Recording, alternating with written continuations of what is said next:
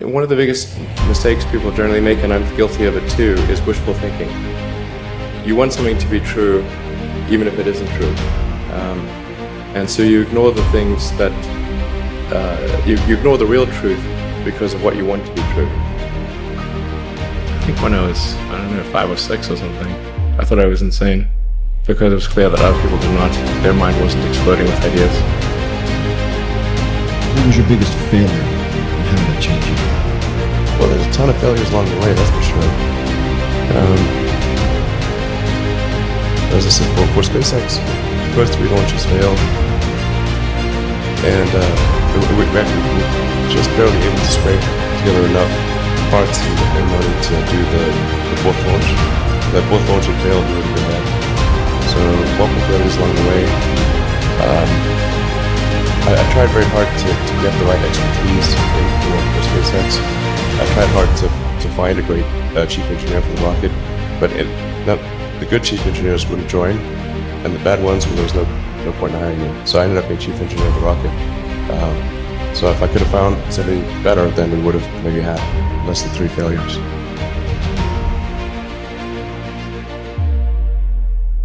People who've been in the rocketry business for decades, who say about you that you don't know what you don't know. But when critics say you can't do this, your answer to them is, we've done it. You know, there are American heroes who don't like this idea. Neil Armstrong, Gene Cernan have both testified against commercial spaceflight in the way that you're developing it, and I wonder what you think of that. I was very sad to see that, because those guys are heroes of mine, so it's really tough. No, I wish they would come visit and see the hardware that we're doing here. And I think that would change their mind.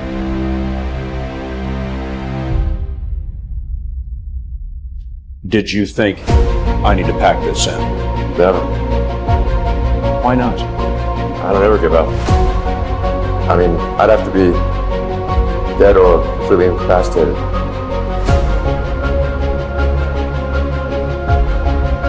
Work like hell. I mean, you just have to put in, 80 to 100 hour weeks every week.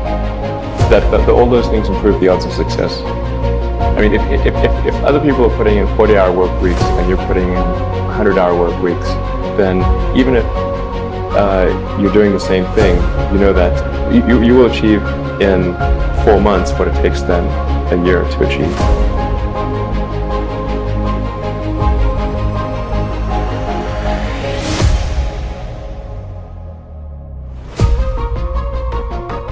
In 2008 was brutal.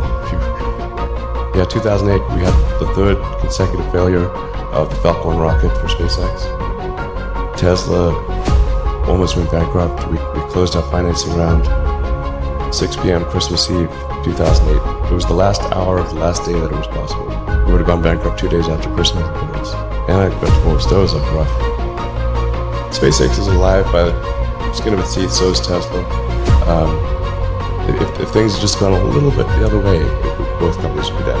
And I had, one of the most difficult choices I've ever faced in life was in 2008. I think I had maybe $30 million left, $30 or $40 left in 2008. I had 2 choices. I could put it all into one company, and then the other company would definitely die, or split it between 2 companies. And if I split it between 2 companies, they both might die.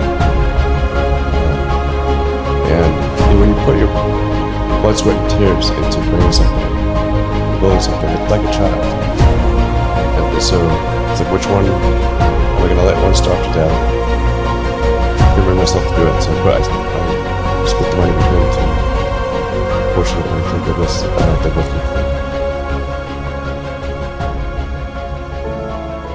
Like, there have to be reasons that you get up in the morning and you want to live. Like, why do you want to live? What's the point? What inspires you? What do you love about the future? And if we're not out there, if the future does not include being out there among the stars and being a multi-planet species, I find that it's incredibly depressing if that's not the future that we're going to have. But there are a lot of negative things in the world. There's a lot of terrible things that are happening all over the world, all the time. There are lots of problems that need to get solved. There's lots of things that are miserable and kind of get you down. But life cannot just be about solving one miserable problem after another. That can't be the only thing. There need to be things that inspire you, that make you glad to wake up in the morning and be part of humanity. That's why we did this.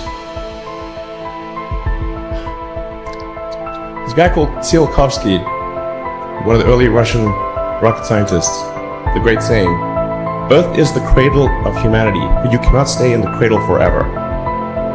It is time to go forth, become a star-faring civilization, be out there among the stars, expand the scope and scale of human consciousness.